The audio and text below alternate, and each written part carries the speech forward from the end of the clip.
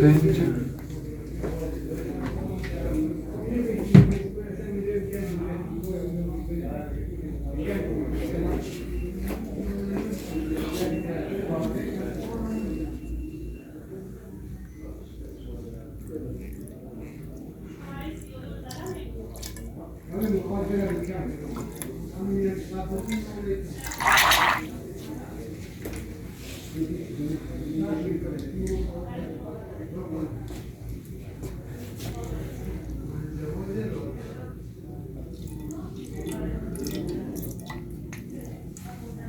تمام.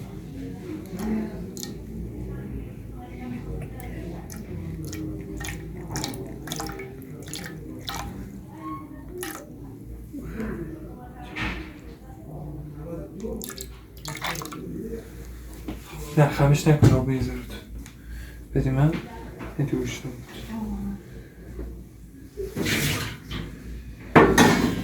خب گوشت خوش کنید تا نگاه کنم خوش.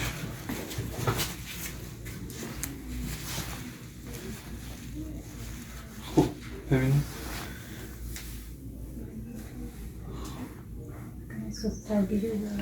سرگیجه به خاطر آبه میره یکم سرگیجه. یه بار دیگه نگه داری؟ یه لحظه میشه باشه باشه.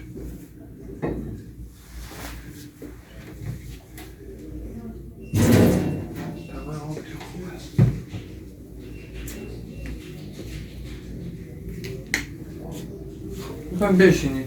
نه خوبه. خوبین؟ یه بار دیگه نگه داری؟ زیادش نمونده فقط یکم جرم کرد.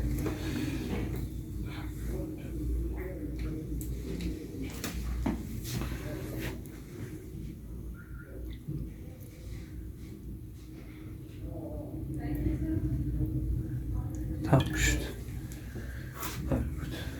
این دیگه.